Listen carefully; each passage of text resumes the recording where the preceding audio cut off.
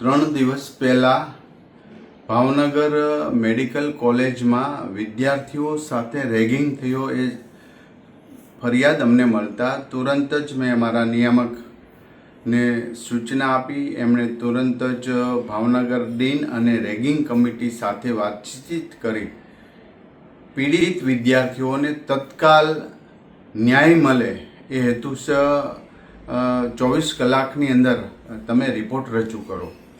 Ragging committee અને dean દ્વારા ભાવનગર કાલે 5 વાગ્યાથી આજે રાતના 2 વાગ્યા સુધી તમામ દસ્તાવેજી પુરાવા ચકાસણી કરતા ખરેખર ત્યાં વિદ્યાર્થીઓ ઉપર રેગિંગ જેવું અસામાજિક પ્રવૃત્તિનું કૃત્ય થયું હતું એ જે ફલિત થાય છે, સાબિત થાય છે. તો આ તમામ વિદ્યાર્થીઓમાંથી 6 વિદ્યાર્થીઓ દોષિત થયા હતા. એમાં 2 વર્ષથી લઈને 6 મહિના સુધીની તમામ કોલેજની અંદર અને સરટી હોસ્પિટલની આવવાનો પ્રતિબંધ કર્યો છે. એમને સસ્પેન્ડ કરી દેવામાં આવ્યા છે.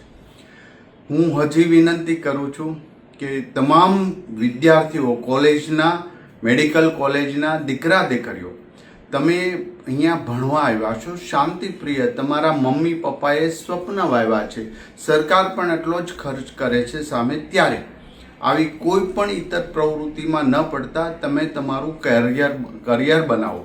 મને વિશ્વાસ છે દીકરા દીકરીઓ ઉપર, તમે હોશિયાર છો, તમે રાષ્ટ્ર માટે કંઈક કરવા જઈ રહ્યા છો, તમારામાં અનંત શક્તિ છે.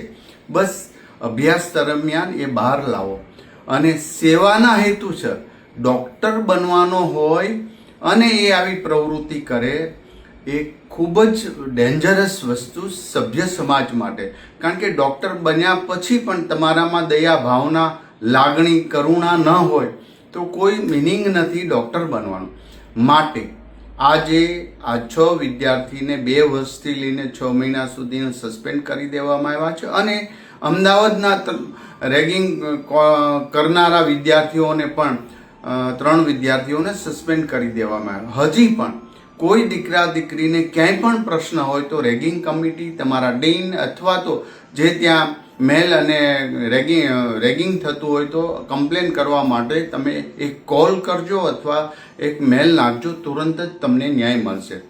વિદ્યાર્થીઓને બીજી વિનંતી કરું, કોઈ પણ વ્યસની વ્યક્તિ સાથે સંપર્ક ન રાખ. આજેથી ને સંકલ્પ કરી લો કે અમે ભણવા માટે આવ્યા છીએ અને આ ભણવા સાથે એક પણ અસામાજિક પ્રવૃત્તિ કરનારા કે આવા વ્યસન કરનારા એક પણ વિદ્યાર્થી કોઈ આવા મિત્ર ના રાખે, એનાથી આજથી દૂર થઈ જાય. હજી ફરીવાર હું ચેતવણી આપી રહ્યો છું કે તમે ભણવા આવ્યા છો, તમને કોઈ તકલીફ નહીં પડે, પણ જે તકલીફ પાડનારા છે એને આ જ રીતે ન્યાય મળશે અને તુરંત જ કાર્યવાહી થશે. અમે 24 કલાકની અંદર આ બદમાશોના કૃત્યને ઉઘાડા પાડી અને તુરંત જ અમારી રેગિંગ કમિટી એમને સજાગ કરી છે.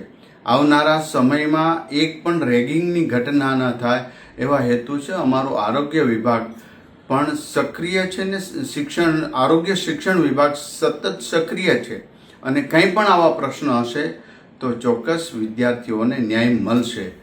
આજે આ ઘટના એ ખૂબ જ નિંદનીય છે, કારણ કે ગુજરાતમાં 2 મેડિકલ કોલેજમાં આવી રેગિંગની ઘટનાઓ થતી હોય ત્યારે હું હજી કડક ચેતવણી આપું છું કે અમે કોઈ પણ બાબતની આવી અસામાજિક પ્રવૃત્તિ ચલાવી લેશું નહીં.